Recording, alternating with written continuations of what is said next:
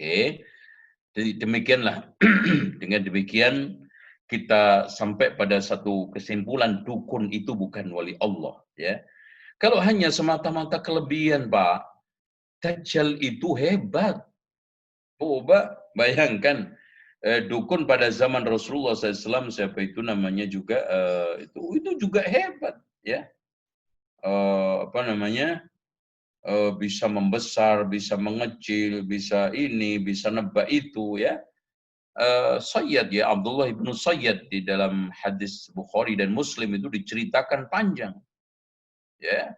Akan tetapi mereka itu diberikan wahyu Allah, dan mereka itu, kata Rasulullah SAW, ya, fatastariku syaitanu sam'a, syaitan itu mencuri kabar langit, fatasma'u, kemudian dia dengar, fatuhihi ilal kuhan, diberikan wahyu wangsit kepada dukun, fayakdibuna ma'aha mi'ata kidbatin, berdusta dengan 100 kedustaan, min indi anfusim, dari dirinya, benarnya cuma satu, ya. Intinya, kalau dia itu apa namanya kekasih Allah, pasti mengikuti sunnah Rasulullah. Karena berdasarkan surat Ali Imran, "Qul in kuntum tuhibbunallaha fattabi'uni." Katakanlah kalau kamu mencintai Allah, ikuti aku. Nah, kan gitu. Yuhibbukumullah. Jadi dia mencintai Allah, Allah mencintai dia. Berkata apa? Mengikuti sunnah Rasulullah SAW, tidak melakukan berbagai macam penyimpangan. Nah, ada klaim lagi juga ilmu laduni. Ini adalah ilmu yang dipahami adalah ilmu-ilmu yang dia dapat dari wangsit, dari kasyaf, dari ilham, dengan berbagai macam tirakatan yang lebih banyak ditipu oleh syaitan, ilham dari syaitan, ya.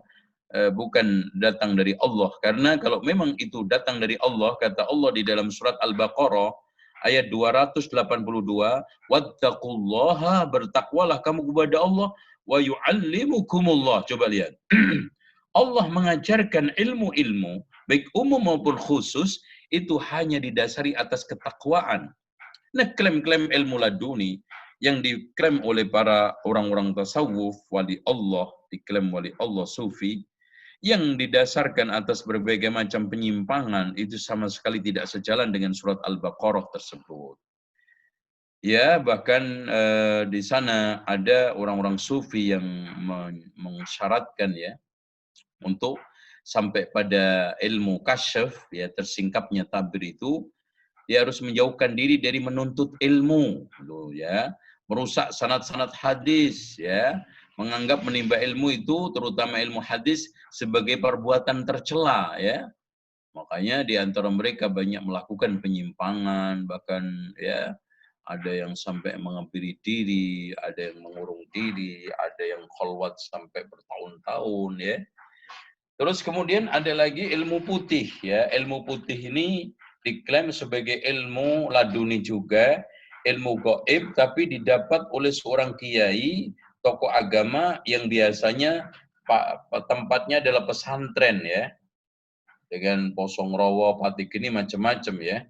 Padahal itu semuanya kata Allah Subhanahu wa taala, liyaj'ala ma yulki syaitanu fitnatan lil ladzina fi qulubihim marad wal qasiyati qulubuhum, ya. Semua itu datang dari apa namanya, apa ya, dari syaitan sebagai fitnah yang ditimpakan ke dalam hati seseorang, dan hati mereka menjadi keras. Wa innadh dhalimina lafi shiqaqin ba'id, surat Al-Hajj ayat 53, ya. Makanya Syekhul Islam Ibnu Taimiyah mengatakan, tidak semua amalan yang mampu menghasilkan kasyaf dan kekuatan gaib dianggap lebih utama daripada amalan tidak membuahkan kasyaf atau kekuatan gaib. Karena kasyaf dan kekuatan gaib bila tidak berguna untuk agama Allah, maka termasuk bagian dari nikmat dunia biasa. Bisa jadi itu terjadi pada orang-orang musyrik dan ahlul kitab. Makanya ada yang dibakar nggak mempan, ditusuk nggak mempan, kan gitu. Sementara tidak terjadi pada diri seorang ahli iman yang akan menjadi calon penghuni surga. Sementara mereka musyrik, orang kafir, akan menjadi calon penghuni neraka. Sehingga keutamaan tingkat amalan tidak diambil dari kasyaf kekuatan, namun diambil dari Al-Quran dan Sunnah. Oleh karena itu, banyak amalan yang menghasilkan pangkat harta bagi pemiliknya. Dan manusia paling mulia di sisi Allah yang paling bertakwa. Barang siapa yang menyembah Allah tanpa dasar ilmu, terkadang merusak lebih besar daripada memperbaikinya, meskipun amalannya membuahkan kasyaf, yaitu tersingkapnya tabir tadi, kekuatan gaib, dan menjadi tokoh panutan banyak orang di kalangan awam. Dan ini banyak sekali, ya. Bahkan mereka dianggap wali, ya, dan kuburannya dia dikunjungin sampai puluhan ribu. Itu kenyataan, ternyata sesat kan gitu. Jadi kan menyesatkannya kan gini, orang sekarang ini mengukur kewalian Allah dengan ukuran-ukuran nafsu, ukuran-ukuran perasaan. Wah, dia kan pengikutnya banyak. Wah, kalau ngomongnya kan bagus. Wah, kan dia punya banyak kelebihan. Wah, dia begini-begini, pondoknya besar, muridnya ribuan. Padahal intinya semua, alam a'hadi ilaikum ya bani Adam. Ya bani Adam alla ta'budu syaitan. Innahu lakum aduwwum mubin. Intinya adalah, wahai, bukankah telah aku ambil perjanjian atas kalian, wahai anak Adam, jangan sembah itu setan. Ya, di antara mereka ternyata mendapatkan yang mereka klaim karomah, ternyata melakukan sodomi dengan jin, masuk mushaf, masuk WC dengan bersandal mushaf. Mushaf itu dijadikan sandal, ya. Ada yang menulis tulisan yang ditulis dengan darah haid. Ini. Nah, sekarang ilmu hitam itu biasanya ilmu diajarkan di padepokan, gurunya kafir, dan yang jadi pembantunya biasanya gondorwo, biasanya klaim Nyi Roro Kidul, Nyi Roro Sekar, dan yang lainnya. Ini intinya juga semuanya adalah wa may yattabi khutuwati syaitan fa innahu ya'muru bil fahsya'i wal munkar. Barang siapa yang mengikuti setan, maka setan itu hanya memerintahkan kekejian dan kemungkaran. Itu enggak ada lagi. Semuanya ujung-ujungnya adalah ke sana. Dan gurunya adalah setan. Gurunya adalah iblis. Dan semuanya satu. Yang dikatakan oleh Allah, setan itu hanya mengajak satu dalam surat Al-Hasyr. Kamathali syaitani idh qala lil insani kfur. Perumpamaan mereka itu seperti setan ketika mengatakan kepada manusia, kufurlah. Jadi tidak ada kata lain. Jadi berdasarkan ungkapan pernyataan firman Allah surat Al-Hasyr ayat 16 ini, setan itu tugasnya hanya mengatakan kepada manusia, kafir, kufurlah. Falamma kafara qala inni bari'un minka. Setelah kufur, ternyata apa? Cula setan itu. Aduh, aku nggak tanggung jawab lah, ya. Inni bari'un minka. Aku berlepas diri kepada Allah. Inni akhafullaha rabbal alamin. Saya takut kepada Allah rabbal alamin. Ini kelakuan syaitan. Makanya Allah peringatkan tadi, alam a'hadi ilaikum ya bani Adam alla ta'budu syaitan innahu lakum aduwwum mubin. Bukankah telah aku ambil perjanjian atas kalian wahai anak Adam? Jangan sembah itu setan karena dia musuhmu yang paling nyata. Dan permusuhan itu jelas didasari atas keculasan, kepicikan.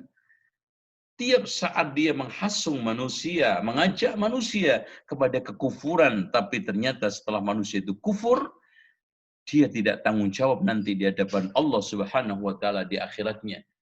Iblis tidak tanggung jawab akan perdukunannya, ya, sihirnya, kesesatannya, semuanya.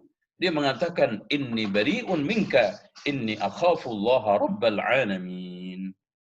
Nah, kasyaf ilham mimpi, ya. Ini pembahasan tentang masalah kasyaf itu tersingkapnya tabir. Karena orang sufi itu punya istilah kasyaf itu begini. Orang sufi itu biasanya melakukan riyadhah. Riyadhahnya itu dengan cara dua. Satu, menyiksa diri dengan poso ngorowo, patik geni, macam-macam, ya. Akhirnya dia diberikan berbagai macam kelebihan sehingga kasyaf, tersingkapnya tabir, sehingga dia bisa membaca perkara-perkara gaib. Ilham juga begitu. Orang yang melakukan riyadhah itu akan mendapatkan ilham-ilham yang baik. Nah, yang kedua adalah dengan cara zikir. Makanya orang sufi itu membagi zikir itu menjadi 5. Pertama adalah zikir syariat, la ilaha illallah Muhammadur Rasulullah. Kemudian yang keduanya adalah dzikir thariqat, la ilaha illallah, la ilaha illallah, meningkat lagi menjadi dzikir hakikat ya.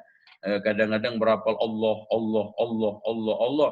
Kemudian meningkat lagi menjadi dzikir apa namanya? Ma'rifat ya. Yaitu hu hi hi sampai dzikir gaib, yaitu dia sudah lenyap dirinya untuk menyatu dengan Allah Subhanahu wa taala yang akhirnya manunggaling kawula Gusti. Ya, makanya Imam Al-Qurtubi mengatakan janji dari Allah bahwa barang siapa yang bertakwa pasti Allah akan mengajarkannya, menjadikan dalam hatinya cahaya untuk memahami apa yang mengalir dalam hatinya. Terkadang Allah memang memasukkan ke dalam hatinya pertama kali Al-Furqan, yaitu kemampuan untuk memilih antara hak dengan yang batil. Ya ayyuhalladzina amanu in tattaqullaha yaj'al lakum furqana. Inilah maknanya. Jadi wahai orang-orang yang beriman, sungguh aku telah jadikan bagimu adalah furqan ya. Wallahu a'lam bishawab ya. Demikian nampak daripada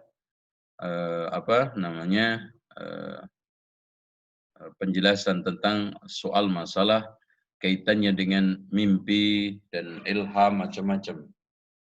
Allahu a'lam bishawab. Silakan Pak, mungkin ada yang bertanya. Tafadhal. Alhamdulillah, syukran Ustaz. Demikian pemaparan dari Ustadz yang sangat panjang lebar dan Masya Allah luas ilmu yang bisa kita dapat dari sana, banyak manfaatnya. Ini Ustadz ada pertanyaan dari Akhi Bayu. Assalamualaikum. Ya, waalaikumsalam. Banyak saudara muslimin bertawasul kepada wali Allah. Ya. Contohnya adalah kepada Syekh Abdul Qadir Al-Jailani. Bagaimana kita mensikapinya? Kemudian pertanyaan yang kedua, beda antara karamah firasat dengan ahli nujum atau peramal, Ustaz. Baik, perlu diketahui bahwa kita tidak mengingkari Syekh Abdul Qadir Jailani itu ulama, ya. Bahkan bermadhab Hambali dan berakidah Ahlussunnah wal Jamaah. Dan beliau ketika ditanya tentang Firqatun Najiyah itu siapa, maka beliau menjawab di dalam kitab Ghunyahnya adalah Ahlul Hadis. Namun di sana kita tidak ingkari juga. Beliau adalah orang sangat bersih, ya, akhlaknya mulia, dan sangat zuhud di dalam kehidupannya. Akhirnya diberikan oleh Allah berbagai macam karamah.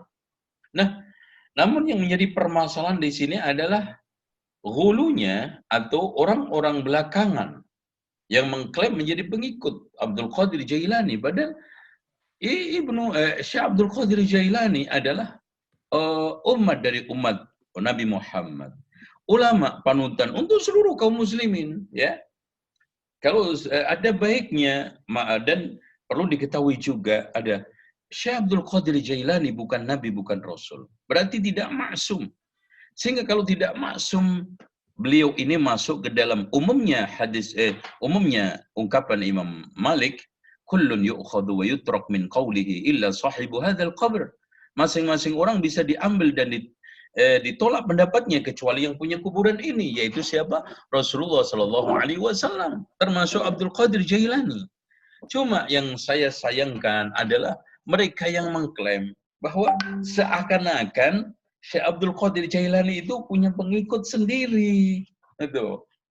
Sehingga orang lain, kita ini kadang tidak dianggap sebagai pengikut Syekh Abdul Qadir Jailani. Padahal kita suka membaca kitab-kitab beliau, bahwa beliau adalah ahli sunnah wal jamaah, secara fikih madhabnya Hambali, ya. Terus kemudian secara manhajnya beliau adalah firqatun najiyah, mengikuti ahlul hadis. Bahkan yang lebih parah lagi, di sana ada kitab yang ditulis jauh setelah beliau, ya, abad ke-12 pada zaman hidupnya Syekh Muhammad bin Abdul Wahhab, ya. Ada seorang yang namanya Abu Osman ibn Ahmad Al-Barzanji. Itu menulis kitab An-Nurul Burhani fi Manaqib Syekh Abdul Qadir Jailani. Di kitab itu berbagai macam karamah yang diada-ada, yang ditambah-tambah, melebih-lebihkan, Sehingga dari situlah terjadi berbagai macam penyimpangan. Bukan salahnya Syekh Abdul Qadir Jailani. Syekh Abdul Qadir Jailani berlepas diri dari mereka semua. Karena Syekh Abdul Qadir Jailani sudah wafat. 500 tahun. Bahkan 700 tahun setelah beliau. Dilakukan berbagai macam tindakan seperti munculnya tarekat. Syekh Abdul Qadir Jailani kan kurang lebih abad kurang lebih abad ke-13 Masehi atau abad ke-9-10 Hijriyah. Kan jauh itu ya. Muncul juga orang-orang yang hulu kepada Syekh Abdul Qadir Jailani lewat buku tersebut, sehingga dengan itu mereka meyakini bahwa Syekh Abdul Qadir Jailani itu minimal setara dengan Rasulullah, kalau enggak lebih unggul. Makanya mereka bersyahadat pun la ilaha illallah Syekh Abdul Qadir Jailani waliullah, itu syahadat mereka. Jadi tidak mengakui Rasulullah SAW. Karena ada yang meyakini lebih unggul wali Allah Syekh Abdul Qadir daripada Rasulullah SAW. Minimal setara. Dari situlah seakan-akan dia bisa menghubungkan hamba-hamba pengikutnya ini kepada Allah lewat ngirim Al-Fatihah ila Syekh Abdul Qadir Jailani ini Al-Fatihah itu kan. Itu adalah kunci, ini passwordnya seakan-akan. Jadi ternyata mereka untuk kontak Syekh Abdul Qadir Jailani juga mengenal password seperti passwordnya Zoom gini ya. Seperti passwordnya HP dan yang lainnya, internet. Jadi siapa yang sudah punya password ila hadrati Syekh Abdul Qadir Jailani wa ala hadin niyah wa ala kulli niyatin salihah Al-Fatihah. Celak masuk udah, Zoom masuk. Udah bisa ikut kajian kayak sudah terhubungkan. Sehingga nanti dihubungkan Syekh Abdul Qadir dengan Allah. Ini menghina Allah. Seakan-akan Allah tidak akan bisa mengabulkan permintaan hamba kalau nggak dapat izin Syekh Abdul Qadir Jailani. Kan konyol itu kan. Seakan-akan Syekh Abdul Qadir Jailani ini merupakan palang pintu yang menghubungkan antara hamba dengan Allah. Padahal Allah mengatakan apa? Ud'uni, langsung berdoalah kepadaku. Astajib lakum. Itu, oke. Selanjutnya apa lagi tadi? Halo? Yang kedua, perbedaan antara karamah firasat dengan ahli nujum. Dengan prediksi ahli nujum seperti itu. Karamah ya. Kalau ahli nujum perlu diketahui ya.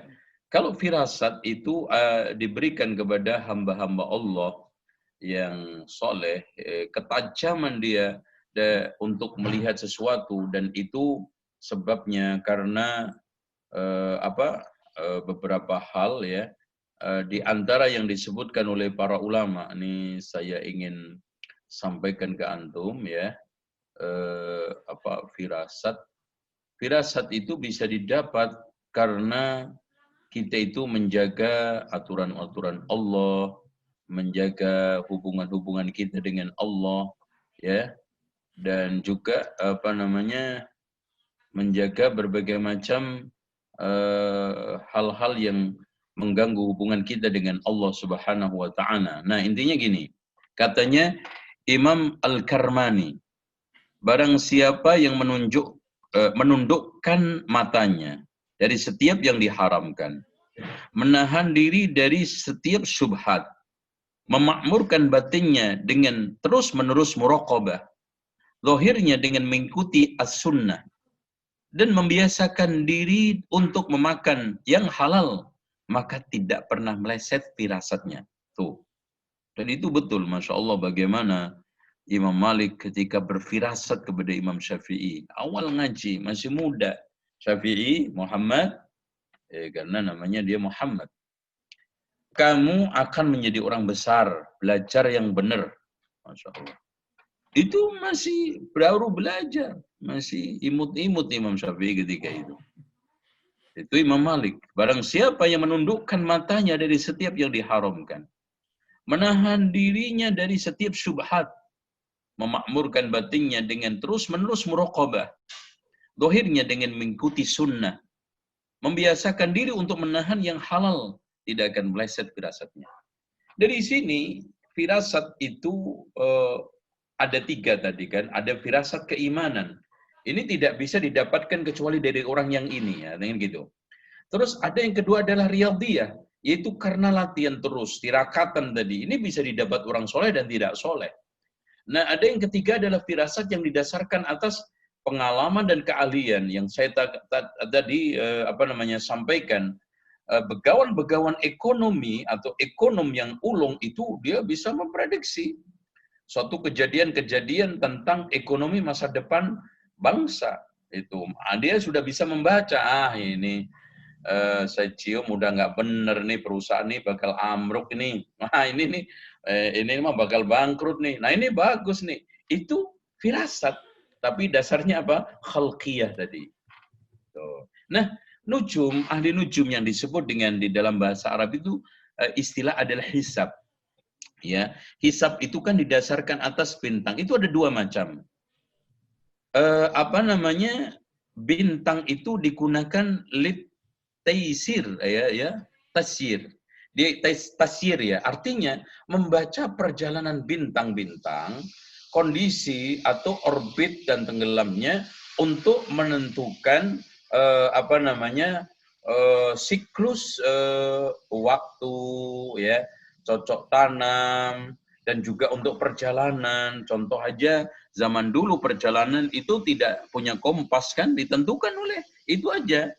Kalau siang otomatis matahari. Kalau malam mereka yang membaca bintang-bintang itu. Kalau ini nggak apa-apa. Ya, contoh aja perkapalan zaman dulu ketika masih zaman-zaman perahu itu, perahu layar, mereka kompasnya ya keahlian mereka membaca bintang-bintang itu. Wah, posisi ini bintang ini di utara, posisi bintang ini di selatan, posisi bintang ini di timur. Kita berarti ngarahnya ke timur. Tuh. Nah, ada yang kedua adalah untuk taskhir, yaitu bintang-bintang itu dinyatakan memiliki kekuatan gaib.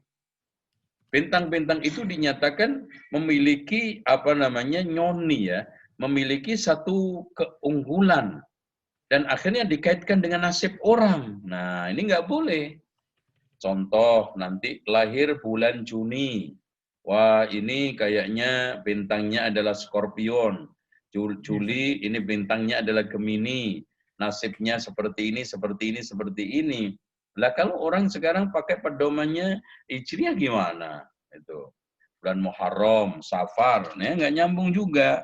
Bahkan di koran-koran itu sering ada ramalan-ramalan nasib. Ternyata lucu juga, dipakai, dipegangin orang benar-benar.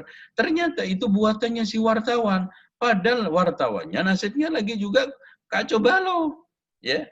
Dan itu pengakuan wartawan sendiri. Memang ada pakarnya, ada ada dukunnya, konsultan yang digunakan. Cuman kadang-kadang si dukun itu kan nggak punya wangsit, nggak punya ini, diisi aja.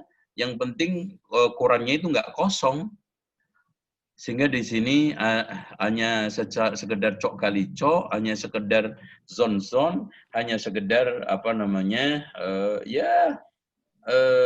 penghibur batin satu dengan yang lainnya. Wallahu a'lam bishawab. Itu ya tentang masalah ilmu nujum atau astronomi ya. Kalau ahli astronomi dalam konteks dia itu mempelajari matahari, bulan, bintang untuk tujuan-tujuan yang ilmiah, nggak ada masalah. Sehingga muncul hisab kan gitu.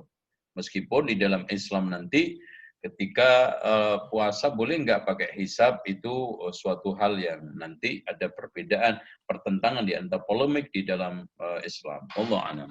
Yang lainnya. Baik, Ustaz. Berikutnya pertanyaan dari Akhi Aca. Yeah. Assalamualaikum. Ustaz, apakah wali dikenal sebagai wali selalu setelah meninggal dunia? Maksudnya, apakah wali itu memang disebut wali setelah dia meninggal dunia? Seperti itu, Ustaz. Baik. Perlu diketahui bahwa anggapan seperti ini saya katakan bahwa itu adalah anggapan orang-orang sufi. Jadi orang-orang tasawuf. Bahkan wali Allah Subhanahu wa taala itu ditengarai, diketahui itu di dunianya, masa hidupnya. Bahkan karomahnya itu bisa dikatakan karomah di masa hidupnya. Adapun setelah meninggal dunianya, itu semuanya kita tidak bisa kaitkan dengan kewaliannya. Itu ya. Oleh karena itu, anggapan semua itu adalah berasal dari wali syaitan. Wallahu a'lam bishawab. Yang lainnya Ini, silakan. berikutnya dari Ukhti Yayah. Bagaimana dengan orang yang katanya memiliki indera keenam, yang bisa melihat makhluk gaib, kebanyakan makhluk dengan penampakan jelek dan menakutkan, dan kadang memiliki kemampuan menebak benda yang hilang, atau meramal masa depan, padahal orang tersebut tidak melakukan tirakat atau amalan tertentu, tapi tiba-tiba saja seperti mendapat ilham atau potongan-potongan gambar, dan qadarullah itu terjadi, gitu Ustaz. Baik. Perlu diketahui bahwa kita memang nggak ingkari bahwa di kalangan ahli psikologi sekarang ada muncul indera keenam. Dan indera keenam bukan maksudnya itu, yaitu perasaan. Ya. Jadi perasaan sekarang ini dimasukkan oleh para ahli psikologi masuk ke dalam bagian daripada indera keenam. Selama ini kan indera itu ada 5 itu kan mata, telinga, perasa, peraba, terus kemudian yang lainnya itu. Nah, sekarang ada perasaan batiniah, ya. Itu dimasukkan ke dalam bagian daripada indera keenam. Nah, adapun sekarang ada tambahan lagi, berarti indera ketujuh ini ya. Nah, dan indera ketujuh ini kalau dia itu dianggapnya tadi itu bisa menebak, bisa ini, kita lihat dulu. Kita tidak bisa serta-merta. Apakah ini dari orang-orang yang memang diberikan oleh Allah ilham firasat yang baik? Ataukah dari orang-orang yang sekarang ini sebelah kiri tadi diberikan oleh wangsit-wangsit dari syaitan, ya? Tapi intinya begini, siapapun yang mengklaim tahu perkara gaib, karena gaib itu tidak diajarkan kecuali illa liman irtada min rasulih, ya. Perkara gaib itu tidak diajarkan kecuali kepada orang-orang yang diridhai Allah dari Rasulnya. Jadi selain Rasul nggak ada. Liman irtada min rasulih. Maka itu bukan sama sekali firasat yang baik. Bahkan itu adalah khurafat. Ya. Nah, firasat. Orang-orang seperti ini menebak perkara gaib juga dibantah oleh Rasulullah. Inni la a'lamul ghaibah. Sungguh aku tidak tahu perkara gaib. Di dalam firman Allah yang menirukan Rasulullah SAW, "Lau kuntu a'lamul ghaiba lastakthartu minal khair wa ma massani su." Kalau aku tahu perkara yang gaib, aku akan perbanyak kebaikan dan tidak akan terkena bencana, musibah. Lah kalau Rasulullah SAW tahu perkara gaib, ngapain kena panah di perang Uhud? Ya, kalau Rasulullah sudah tahu, Muhammad, nanti kamu akan bakal kena panah, ya, di bulan ini, tanggal ini, perang ini. Rasulullah nggak usah perang. Wa ma masaniya su, kan gitu. Tapi ternyata Rasulullah SAW juga mengalami sakit. Rasulullah SAW terkena panah. Ini menunjukkan bahwa Qul innama ana basyarun mislukum. Katakan Muhammad, aku adalah manusia biasa. Bahkan Allah bukan hanya mengatakan basyarun, mislukum, seperti kalian. Penegasan bahwa Rasulullah itu betul-betul manusia. Cuma diberi wahyu oleh Allah sebagai nabi. Makanya qul innama ana basyarun mislukum yuha ilayya. Diberi wahyu. Itu bedanya. Wallahu a'lam bishawab. Jadi kesimpulannya itu bisa jadi dari syaitan ya Ustaz ya. Ya, kita wajib pastikan. Siapapun yang mengklaim perkara gaib, wajib kita pastikan kita tidak boleh tertipu, itu adalah datang dari syaitan. Kalau perkara gaib ya itu ya. Wallahu a'lam bishawab. Berikutnya dari Ukhti Wulan, pertanyaannya ada 2. Yang pertama adalah bagaimana untuk orang-orang yang menggunakan potongan ayat suci Al-Quran yang disebut sebagai amalan. Potongan ayat suci Al-Quran digunakan sebagai amalan untuk ini tertentu ya, untuk maksud-maksud tertentu. Inilah yang sering saya kritik. Di Indonesia itu fungsi Al-Quran itu bergeser dari hudan lil muttaqin. Padahal Allah mengatakan dalikal kitabul la raiba fi hudan lil muttaqin, petunjuk. Bahkan dalam firman Allah yang lainnya, inna hadzal qur'ana yahdi lillati hiya aqwam. Sesungguhnya Al-Qur'an itu akan bisa menjadi petunjuk kepada jalan yang lebih lurus. Siapa yang ingin mendapatkan jalan yang paling lurus, tidak ada cara lain kecuali mengikuti Al-Qur'an. Nah, ini bergeser kepada 5. Ya. Yang pertama, Al-Qur'an di Indonesia itu hanya digunakan untuk sumpah jabatan. Paham nggak tuh? Ya, ngalami kan? Kemudian yang kedua, Al-Quran hanya digunakan untuk lomba musabaqah tilawatil Quran. Ya, hanya dicari suaranya, lagunya. Kemudian yang ketiga, Al-Quran hanya digunakan untuk mencari ilmu kebal, ilmu gaib, perdukunan. Siapa yang ingin naik bus nggak bayar, baca waj'alna min baini aydihim saddan wa min khalfihim saddan fasyainahum al-qurun 41 kali nggak napas. Siapa yang ingin lahirnya lancar, pas ngeden, pas nekan baca idza zulzilatil ardu zilzalaha 4 kali nggak napas. Ya kan malah mati. Bergetar bumi. Gitu. Itu supaya ini supaya nanti dia masaknya enak ketika ngulek bumbu, baca inna a'tainakal kautsar 4 kali nggak napas, untuk supaya bisa nyantet pakai batu, santetnya islami, baca alam taro kaifa fa'ala rabbuka bi ashabil fil, alam yaj'al kaidahum fi tadlil, pas tarmihim dilempar batunya. Ini fungsi Al-Qur'an di Indonesia. Nah, yang keempat atau ketiga? Keempat atau kelima nih. Nah, yang yang berikutnya hanya dijadikan sebagai untuk alat ngirim kematian. Nah, tadi itu pun mengerucut surat Yasin, mengerucut lagi Al-Fatihah, gitu kan? Cuman itu toh. Nah, fungsi yang kelima hanya untuk hiasan dinding masjid berupa kaligrafi. Itu yang mengenaskan, menyedihkan. Dan ini semuanya adalah hal-hal yang tidak sinkron, tidak sejalan, tidak semisi dengan Allah fungsikan Al-Quran sebagai Dzalikal kitabu la raiba fihi hudan lil muttaqin. Dengan demikian, siapa ingin lancar rezekinya begini, ini begini, baca ini semuanya, bahkan ada ayat 1000 dinar, semuanya tidak sejalan dengan misi, tugas, fungsi Al-Quran. Ya, wa nunazzilu minal Qur'ani ma. Di dalam ayat lain juga lihat. Wa nunazzilu minal Qur'ani ma huwa shifaun lima fis sudur. Ya. Wa nunazzilu minal Qur'ani ma huwa shifaun wa hudan, petunjuk, wa rahmah lil mu'minin. Coba. Jadi shifaun, hudan, wa rahmah, kan gitu. Ini semuanya enggak masuk 5-5-nya tadi. Wallahu a'lam bishawab. Ada lagi? Nah, Pak, berarti apakah dengan demikian jika kita mengucapkan amalan-amalan tersebut dengan tujuan-tujuan tertentu setiap harinya yang itu memang tidak disyariatkan, apakah yang hadir itu adalah jin, Ustaz? Ya, pasti. Semua, pokoknya gini, apapun kelebihan yang didasarkan atas penentangan kepada Allah, kan tadi sudah kita simpulkan, apa yang dicintai Allah pasti dibenci oleh iblis. Apa yang dicintai iblis, setan, pasti dibenci oleh Allah. Nggak pernah bisa ngumpul.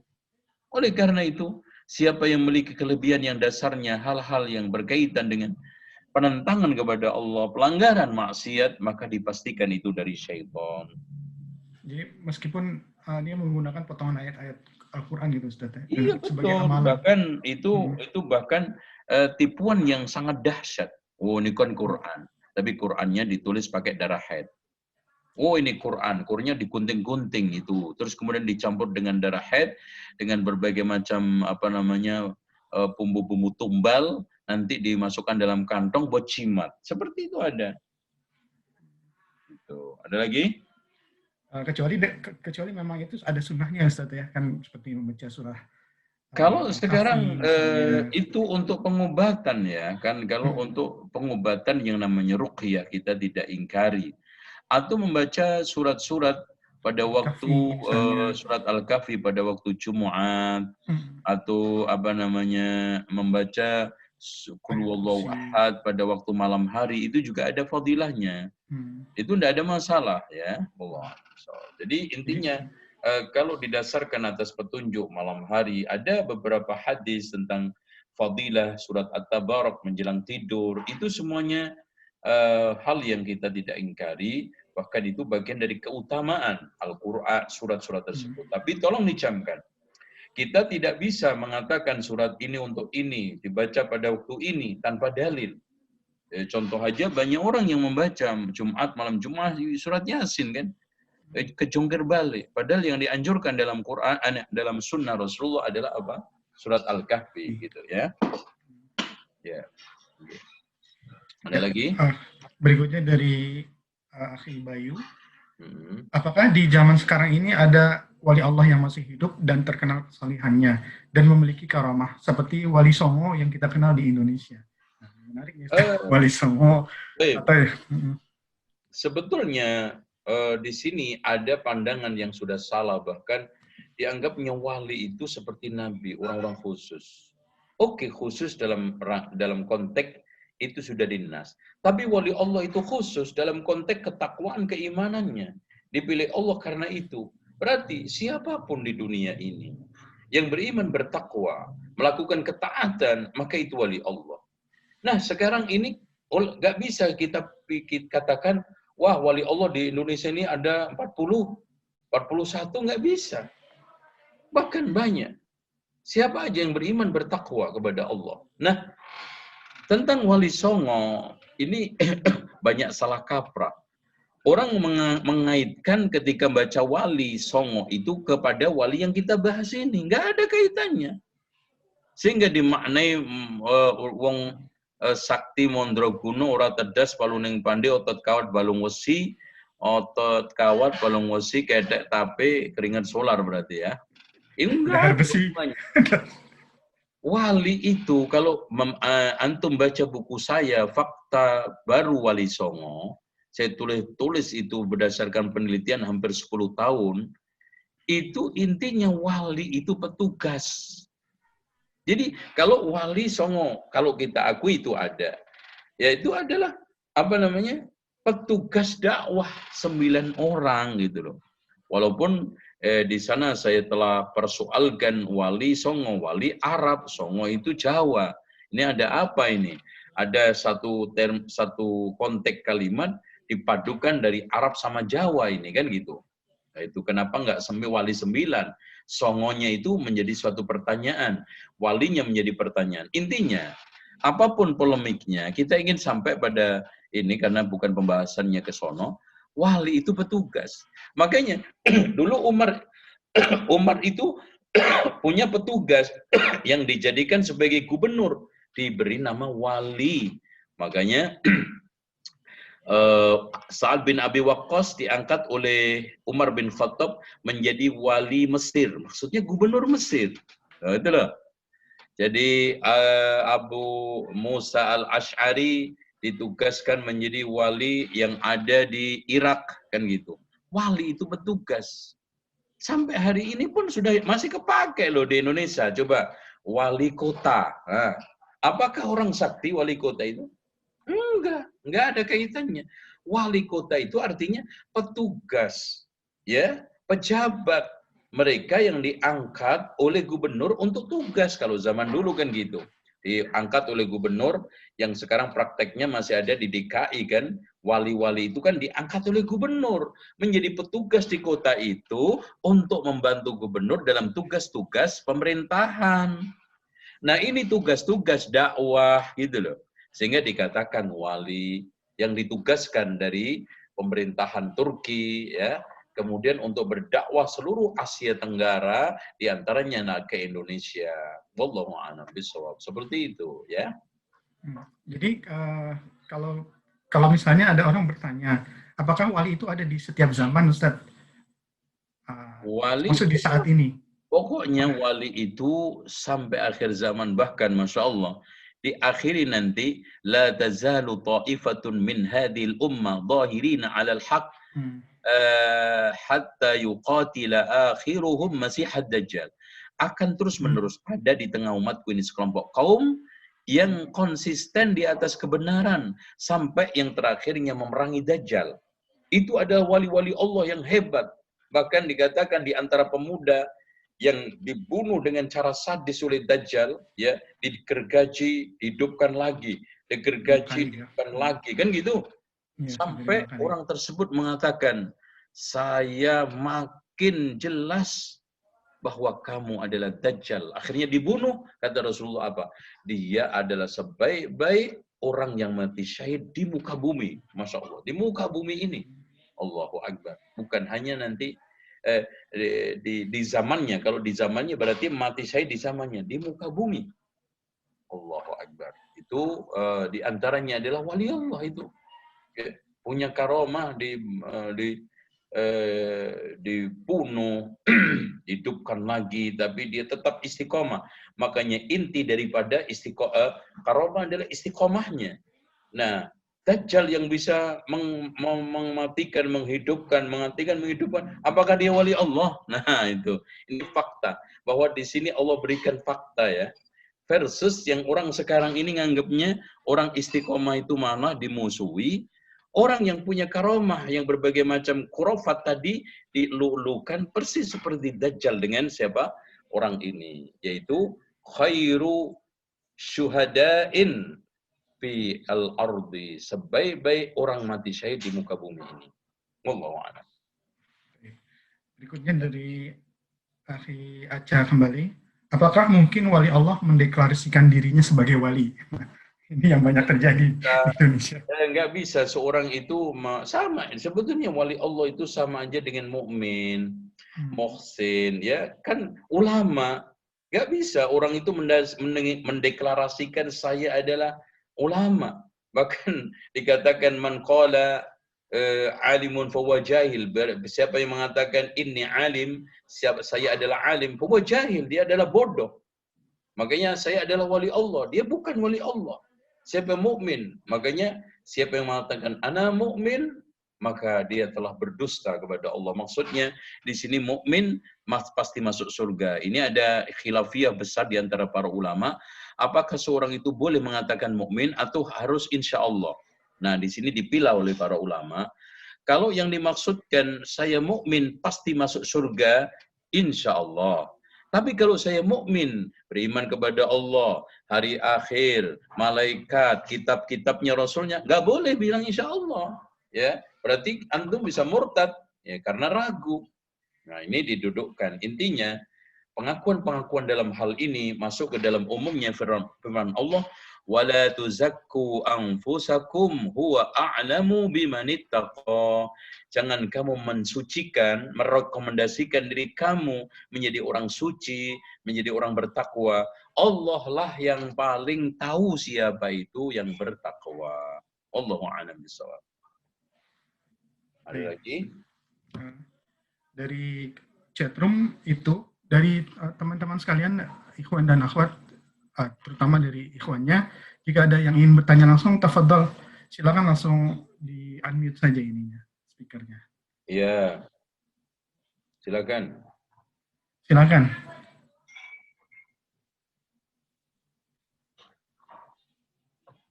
Ada pertanyaan?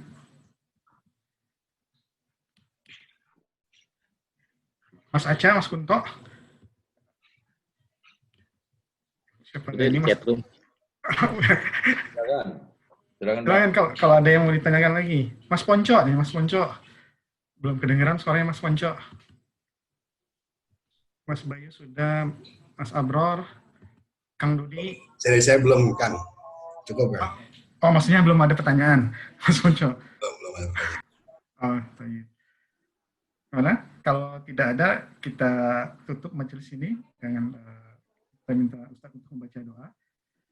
Tafadhol, Ustaz. Ya, terima kasih. Jazakumullah khair atas kebersamaan antum dan mudah-mudahan Allah berikan kepada kita ilmu yang bermanfaat dan mudah-mudahan Allah jadikan pertemuan ini pertemuan yang dirahmati oleh Allah dan perpisahan kita perpisahan yang dijauhkan oleh Allah dari keruh hati dan perpecahan. Kemudian mudah-mudahan hati kita, perasaan kita selalu disatukan oleh Allah di atas Al-Quran dan Sunnah. ila yaumil qiyamah ila al-mamat, sampai kita dipersatukan oleh Allah fil jannah. Demikian kita akhiri. Allahumma salli wa sallim ala Nabi Muhammad wa sallallahu ala Muhammadin wa ala alihi wa sahbihi wa sallim. Subhanakallahumma hamdika asyhadu an la ilaha illa anta astaghfiruka wa atubu ilaik. Wassalamualaikum warahmatullahi wabarakatuh. Langsung mohon izin untuk undur diri. Waalaikumsalam. Kalau khair Ustaz. Waalaikumsalam.